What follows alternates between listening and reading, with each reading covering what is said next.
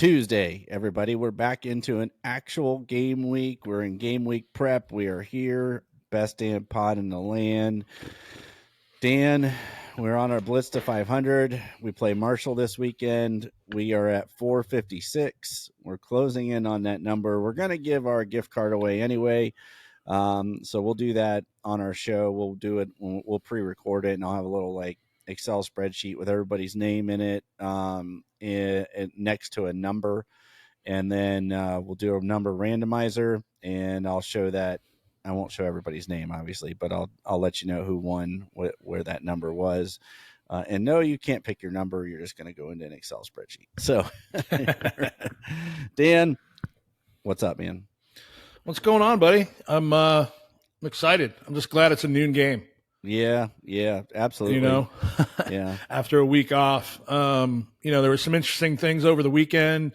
Nothing earth-shattering to, I think it's interesting some things that are going on in the poll right now, but at the end of the day, it's all irrelevant. Okay. Yeah, I'm not really sure what to say about it. The Georgia didn't look great.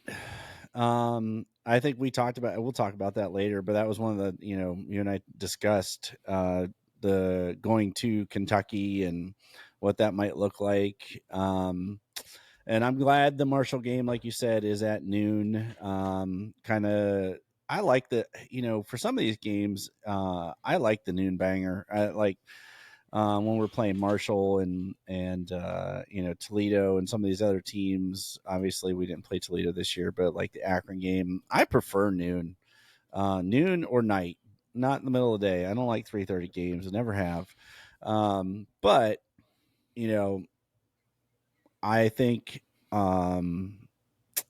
it'll be a fun week of preparation for the Marshall game. I'm excited to see what they come out with. And on that topic, Dan, did you catch where we're the Michigan State announcement? Ohio State, Michigan State? Peacock night game at the Shoe. Everybody's already up in arms about having to pay to watch it, and wait till they realize that Peacock almost doubled their monthly subscription from last year. So yeah, streaming on the cock at night. No, you didn't. Yeah, what are you 12? Yeah, I couldn't help it, man. I couldn't help it. They I already have Peacock, so whatever. But the Purdue game last year on Peacock was a train wreck. I've already tweeted this. Like, it was a train wreck. Mine cut out for like 15 minutes. They couldn't get the feedback. And it was that must have been a local area thing, because I was actually pleasantly surprised with it. Like it was kind of flawless on my end. So yeah, it was incredibly frustrating. Yeah. So hopefully it's better this year. Not sure why they're doing Sparty at night. Sparty at night gives me like flashbacks to 2015, and it makes me hurt a little bit inside. So, but yeah, I mean, whatever. I guess. Well, what people need to realize is it's no longer in the school's hands as to when they play. Yeah. So it's completely, there's a pecking order with the networks, and they all get to go in that order, and they get to pick the game that they want that week. And I think that, certain networks get the first pick certain weeks of the year. It's all predetermined. So basically what it boils down to is that I'm assuming, correct me if I'm wrong, but I'm assuming USC and Michigan is the big noon kickoff game, right? I would expect that that's the case. Yes. Actually, you know what? I need to look at that, because now that I said it out loud, I'm not sure that it is. But regardless, it's all managed by the TV networks. Yeah. Well, I know they have like almost like a round robin. I want to say Buckeye Huddle did a thing on it at one point, and they basically told you who got to pick when, and then some weeks other people get to pick ahead of those people, and whatever, regardless. But I think the key point for me is, man, that bye week sucked. It was early. We were running. We were, everything was going good. The offense was going good. The defense was playing well. And I don't like a bye week that early, other than I guess you can treat it like a preseason. And so kind of, it's basically like a 4-week preseason. You played 2, you get one off, you play another one. get everybody rested and healthy. I don't really know what else to say about it, but it was bizarre, man. I don't know. I didn't think I'd be that bummed about it, like I told you last week. But man, that was kind of, I was kind of like, this sucks. Yeah. And there weren't really any great upsets either. No, not this past week. I just looked at the schedule. I got my week screwed up. USC Michigan play this week. Ohio State Marshall is actually the big noon kickoff, which tells me that Fox did not have first choice this week. It must have been CBS because they have USC Michigan at 3:30. Yeah, I mean, we'd have to look ahead the next week to see what the other matchups are, but there's probably, there's either no good matchups at all, and Peacock had first, and they picked Ohio State because of the ratings, or there's some other good matchups, and they maybe picked third or fourth, and they picked Ohio State because of the ratings. Well, whatever. I guess the 28th. It looks like you've got Oregon at UCLA, Arkansas at A&M, Iowa State at Houston, Oklahoma State at Kansas State, Minnesota at Michigan, Wisconsin at USC. That's probably the big noon. Oh wait, no, it won't be big Illinois noon. Penn State that day. Yeah. So Illinois Penn State, Oklahoma goes to Auburn. That's really it. Let's see. Louisville at Notre Dame, Georgia at Bama. There's your game of the week. Yeah. Yeah, that'll be on ABC or ESPN. Yeah, it'll be on ABC. Yeah. Virginia Tech at Miami is another one. Yeah. All right. So a few games that weekend, a few interesting games, but yeah, whatever, I guess, I'll watch. I already have Peacock because we use it to watch The Office. So, so Dan, looks like everybody's healthy. Sounds like Donovan Jackson's going to be back this week. Are you feeling good? Feeling great? I mean, based on the most recent product that we saw on the field, feel great. Donovan's probably going to take a minute to catch his breath with game reps, but he's started, this is his third straight year starting. So not too concerned with that. Just want him to get out of the game healthy. I guess we get Ryan, Chip, and Will. Yep. With the pressers. So it'll be interesting to see what comes out of that. Looking for, a few different things going into the game. Want to see if Chip, evolves the run game at all, or if he's still playing it close to the vest. We still haven't seen Trey and Q in the backfield. I'm imagining that we're either not going to see that until Oregon, or we'll show it against Iowa if the game dictates it, and or to get Oregon to have to prepare for it. One more thing, less time they can spend on our bread and butter stuff. Looking to see, I will make a prediction right now that Will have a fantastically beautiful deep ball touchdown to either JJ or Carnell to make up for the one that he left out there against Western Michigan. Okay. So Ohio State opens up as a 39.5-point favorite at home against the thundering herd of Marshall.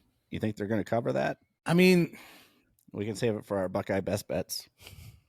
Yeah, I won't go. I won't touch a full game spread that big. I mean, maybe, it just depends on how the offense is. If the offense plays the way they did against Western Michigan, then I would say that they probably cover it, because even if,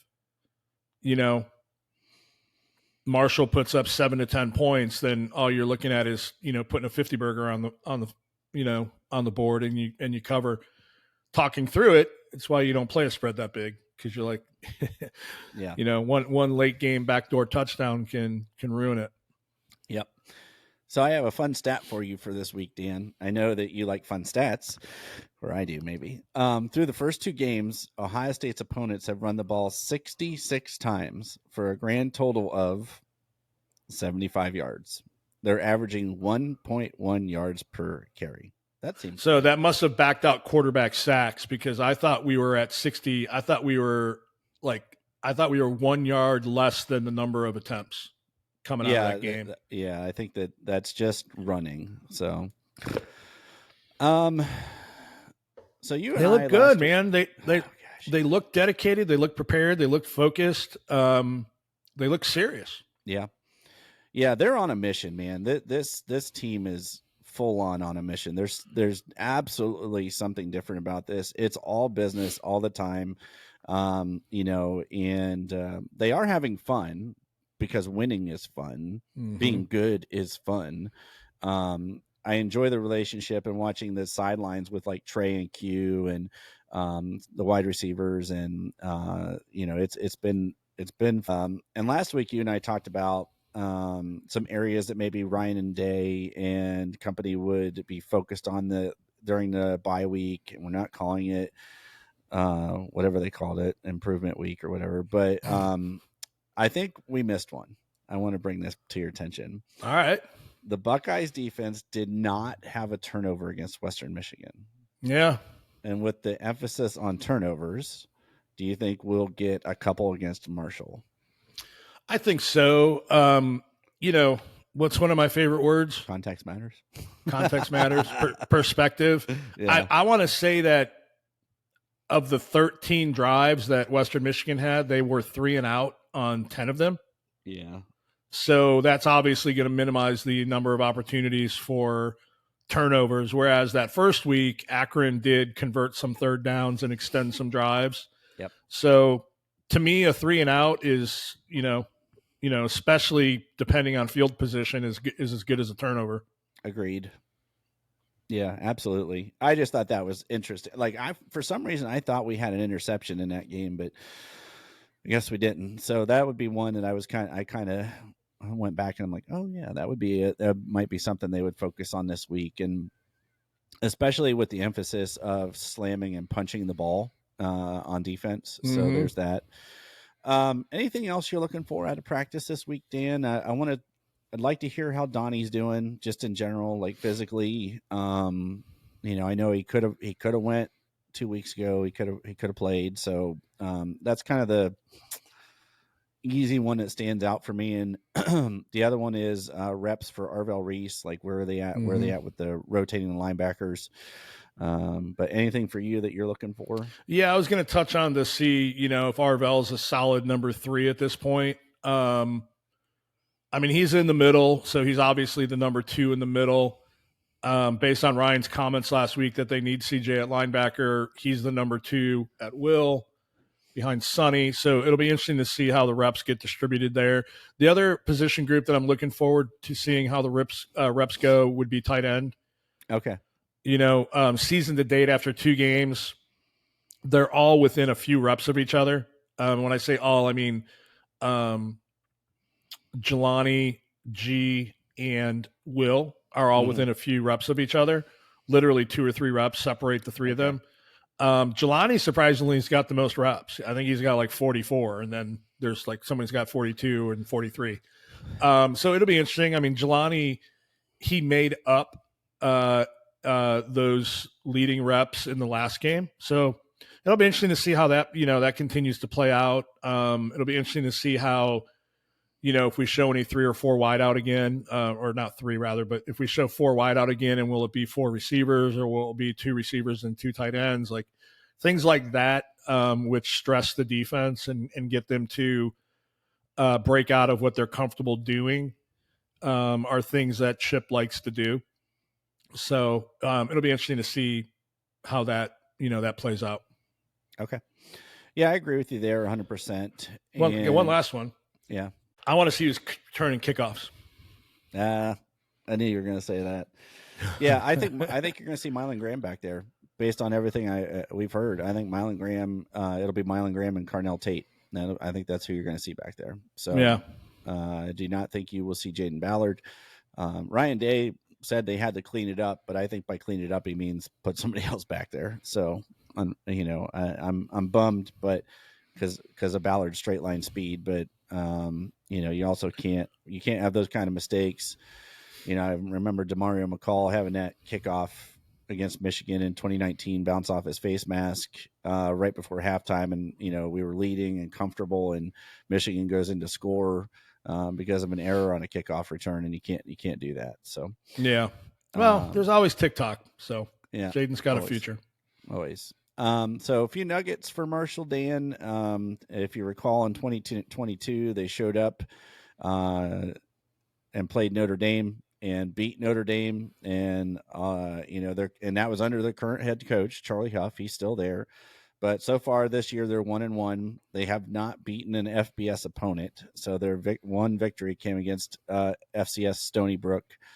Marshall hasn't won 10 games since 2015, and they finished 6-7 last year. So, anything can happen on any given Saturday, but I like Ohio State's chances. Yeah, well, using the transitive property, because it entirely is applicable in sports and always plays out this way. Marshall lost to Virginia Tech, who lost to Vanderbilt, who lost to Georgia State. So Marshall should lose to Georgia State, which means that, you know what? I'm going to say we covered the 39.5.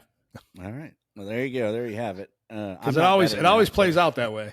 I'm not willing to bet that, but you just like you said, you just never know what can happen late in the fourth quarter when you're letting kids get in there and play at home. So looking back at the weekend, Dan, we talked about some games and discussed some different things, and I'll tell you what, I thought Michigan was going to rout Arkansas State, because I remember when Ark State came to Columbus.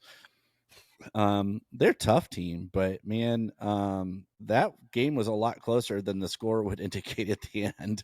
I'm surprised. I'm sorry, go ahead. No, I was just going to say, I don't know if you were, but I was pretty surprised.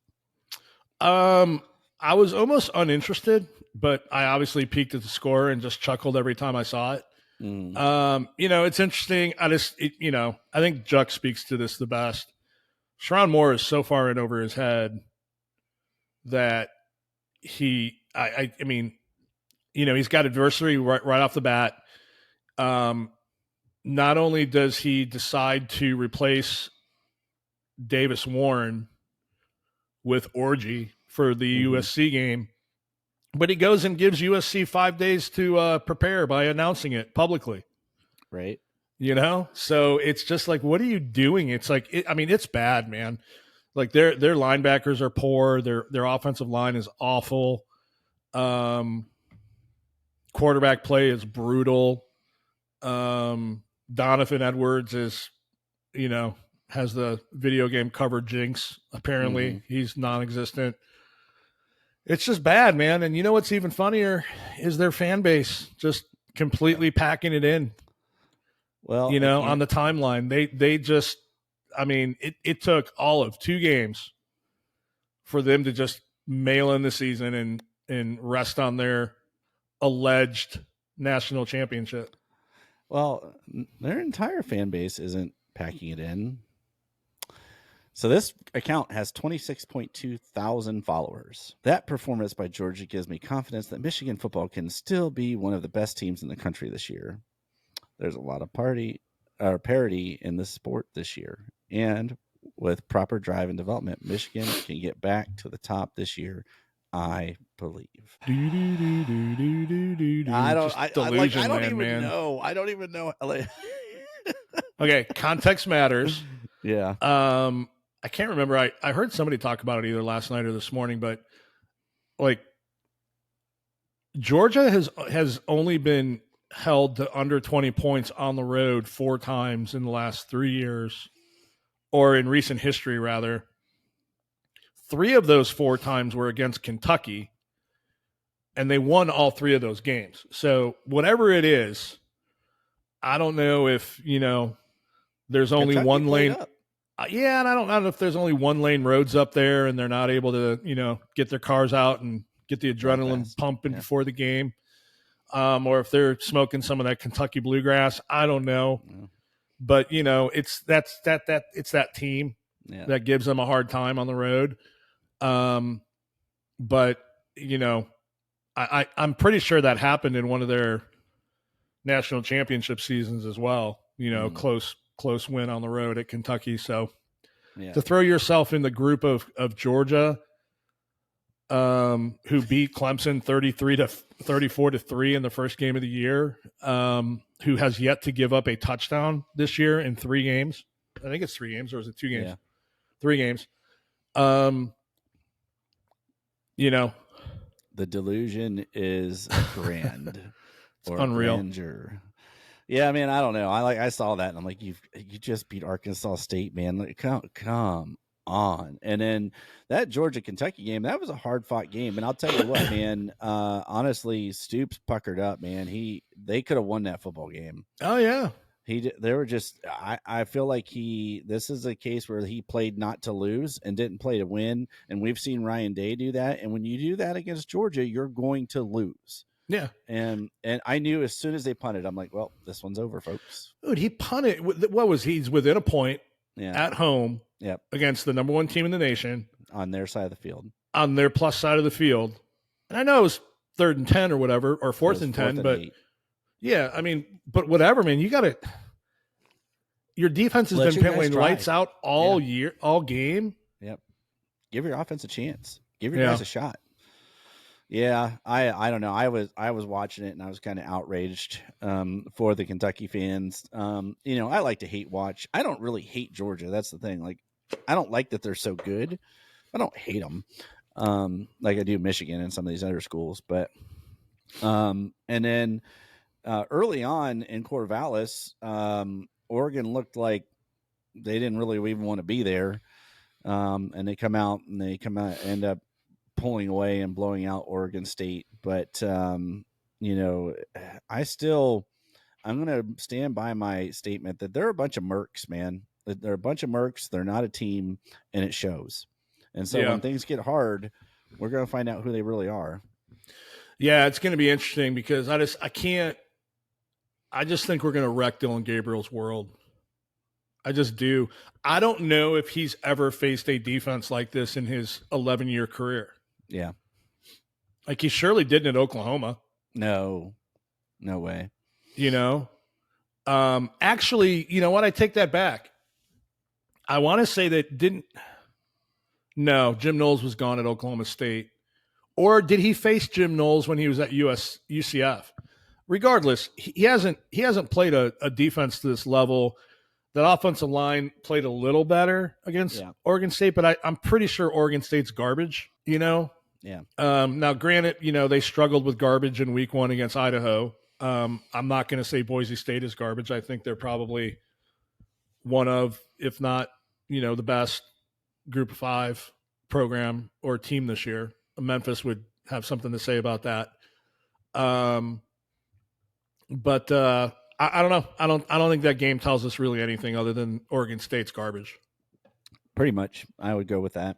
Yeah. And then something else from a couple of the games this weekend. People still don't know what targeting is. My goodness. Yeah. Oh my gosh. There was a clear, absolute, without a doubt.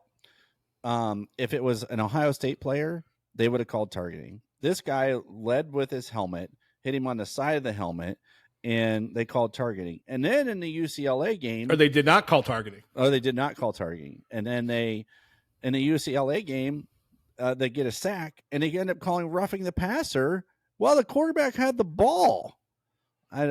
They said he landed on him. I'm like, oh my goodness, man! Like what? What is happening? So it's maddening. Yeah, the officiating this weekend, man. You just hope it doesn't show up in a big meaningful game. Yeah. So one thing that Berm tweeted out, regarding recruiting is, Tarvis Alford, TJ Alford is taking a few visits, and he basically said nothing to worry about, folks. All good. Yeah. Miami's already saying that they've cooled on him because they know they're not going to flip him. Yeah. I mean, Florida State's a dumpster fire. Florida's a dumpster fire. The only one I was really worried about was Miami, but when they've come out and started to, let the world know behind the scenes and off the record that they've cooled on them, that means that they know there's no chance. Either that or, they're doing the rope-a-dope, but who knows? Yeah. Something else that we've talked about and people have asked us is around Chris Henry, and specifically about reclassifying. So I asked Mark Givler if he has heard anything at all about Chris Henry reclassifying. And he basically said that Mater Dei does allow kids to do that, but he does not expect Chris Henry to do that, because when he asked him, he basically said it wasn't in his plan right now. My understanding is he does not have the grades to reclassify. Yeah, people have said that, but I couldn't. No, he didn't say that. So, yeah. Now what he did say was he really doesn't have to make that decision right now, but if he wanted to come in the fall of next year, he still has time, essentially. So I again, he kind of poo-pooed the idea. I don't think it's going to happen. He did say that, and then I asked him about Jakeem Stewart, since we were talking about reclassifying, and all he did was tell me how much Jakeem Stewart loves Larry Johnson, and that Jakeem Stewart will not go to LSU. So Gibler said that. Yeah, he does. That's interesting, because he just enrolled at a pipeline school for LSU. Yeah. So, unless I misunderstood, but that basically, like, Jakeem Stewart absolutely loves Larry Johnson. So did Gibler call his shot that he's coming to Ohio State, or did he just say he would say that he's coming here, but he was definitive that it's not LSU. Yeah, he said he doesn't see it right now, but things can change, obviously. So there's your little bit of recruiting tidbits that, and if you guys were curious, that's what Mark said. So, Dan, on the topic of recruiting, I am very interested to see a Alex Orji offense this weekend against USC. Okay, I was hoping you would complete that sentence. Yeah, because they were hyping him up all spring. He's the next whatever. Does it all. I've heard this so many times. It was Milton and now Orji, and he's Cam Newton reincarnate. And all this hype, and he came in with a little bit of recruiting hype, but what do you expect? USC's defense is better. I won't say they're all the way back, but they're better than they have been. I'm curious. I feel like that makes Michigan one-dimensional, and just watching Orji's spring game, like he doesn't. He's 100% one-dimensional. Yeah, he's 100% one-dimensional. I mean, I've seen some people suggest that they're going to be, running the wing tee. Yeah. Or they'd be better off running the wing tee with Orji there. I mean, the kid's just not. You're not going to be able to. If the run game gets shut down, he's not winning the game before you throwing the ball. There is 0.0% chance of that. I would be willing to say that there is 0% chance of that against last year's USC defense. This year's USC defense is vastly improved. They're sound scheme-wise. The effort is there, and the players are there. I don't think the LSU game was a fluke at all. I don't think LSU's as good as we thought they were at the beginning of the year, but they've still got a really good offense. And USC, held them in check. Yeah. Held them to 20 points? Yeah. I'm glad you brought up LSU. I'm starting to feel this way more and more. I feel like the Brian Kelly LSU thing is just not a fit. He's got that. I just don't. It's a weird marriage. It just feels weird. I don't get it. Well, I mean, all of last year and going into this year, my buddy Davis Armstrong, the biggest LSU fan on this side of 65 in Nashville, was singing the praises of Brian Kelly, better than Ryan Day, one of the best in the game, blah, blah, blah. He has cooled on that since the beginning of this year. He won't admit it, but he has, I can tell. And he wanted to put off their offensive struggles on Saturday against South Carolina on the OC, which tells me that, if you're placing the blame elsewhere, then there's a problem. I think Brian Kelly is an incredibly arrogant, unlikable coach. Especially in this era, in this day and age, do I think he would? I think he would have been a lot more effective 20, 30 years ago. Yeah, in the Attitude Era. Yeah. Yeah. Like he's more in the mold of a Barry Switzer, of a Urban. Tom Osborne, but not as educated. Joe Pa. Yeah. He's just, he's an old school hard ass, and I just don't think it goes well. And, when you're not, when you're an outsider in a place like Baton Rouge, I just don't think it's, That's tough. They got a hell of a recruiting class though coming up. They do. But it'll be interesting to see what happens if they struggle a little bit this year. Yeah, if they end up 9-3 or 8-4, not going to be a good look. So speaking of 9-3, Tennessee, I didn't think they'd be very good this year. So far, they look pretty good. But did you see that they're adding a 10% talent fee, or discussing adding a 10% talent fee to football tickets? No, for what? NIL? Yeah. I haven't seen that. That's funny. Yeah. You just raise ticket prices. Yeah. Is what they're doing. That's creative. It's one way to justify a rise in ticket prices. They'll sell them. Oh yeah. That stadium sold out for every game. Yeah. They look really good this year so far, but they haven't played anybody. Yeah. And somebody might say, well, neither is Ohio State. All right, that's fair. Fair. Their offense looks good. Okay. All right, Dan, I want to do one more thing before we go. So at the start of the season, we talked about kind of how we felt about the Big Ten, and I had a couple people. You picked on me a little bit because I said, I thought Indiana could be pretty good. I thought Rutgers could be pretty good. So if you were going to rank the Big Ten right now, let's just do the first 6 teams. How would you rank them? Obviously, Ohio State 1. Ohio State 1. I'd say USC 2, Penn State 3.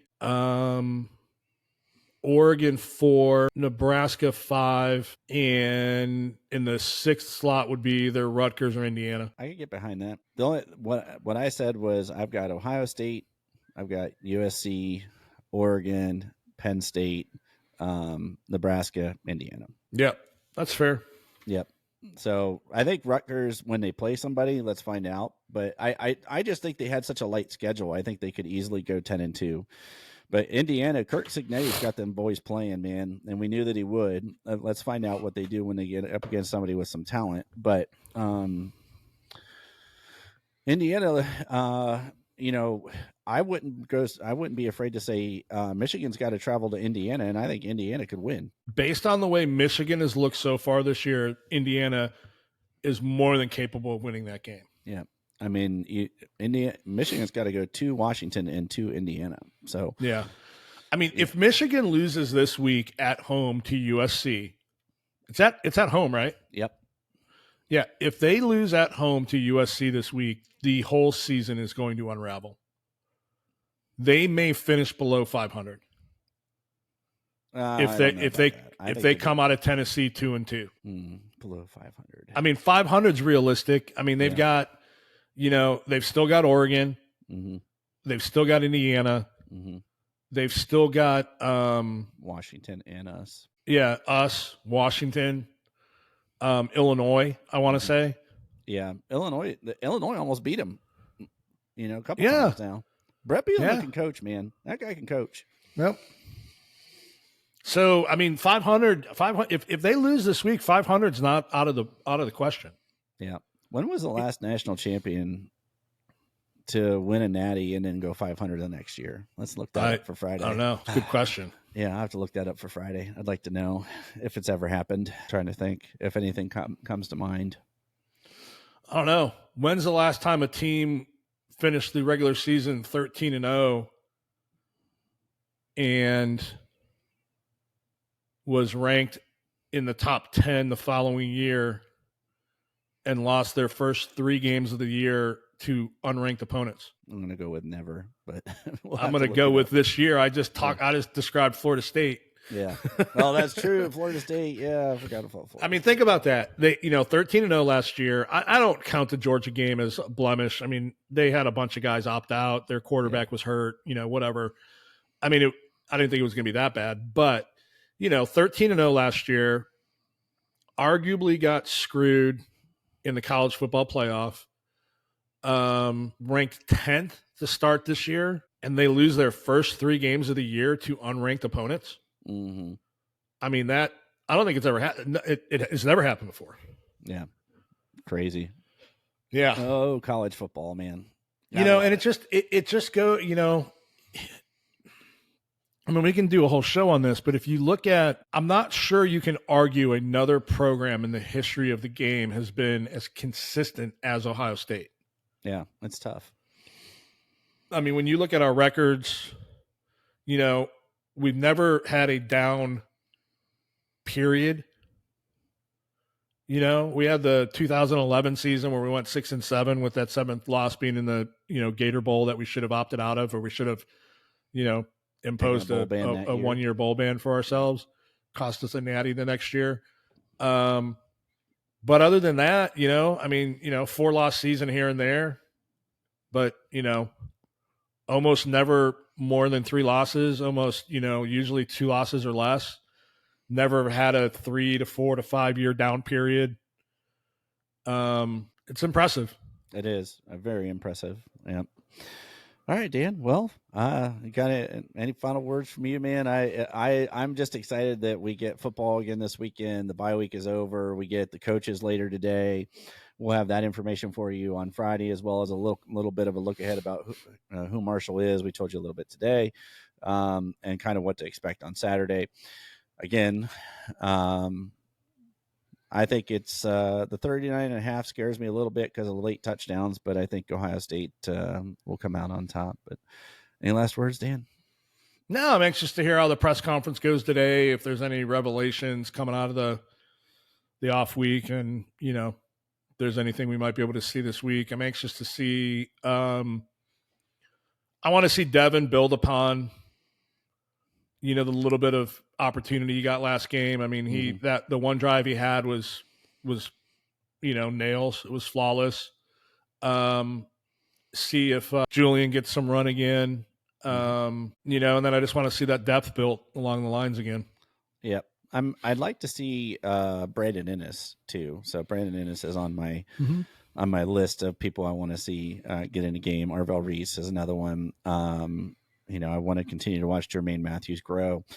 So there's a lot of that. It'll be fun to see this weekend. But yeah, last thing I would say, guys, is like and subscribe. Please. Yep, please. We are at 456. We're closing in on our 500 mark, and that will be very exciting for us. It's a goal we've set to reach, and I'm sure we'll get there this season if we don't get there this week. But thank you guys for everybody that has subscribed and all of your support on Twitter or X, I guess it is now, and retweeting and sharing and telling people like, hey, let's do something. So thank you very much for all of that support too. We really appreciate you guys. Ditto. All right, man. Well, you guys have a good rest of your week. We'll see you on Friday for a actual Buckeye Friday, and enjoy yourself. Stay safe. And as always, go Bucks.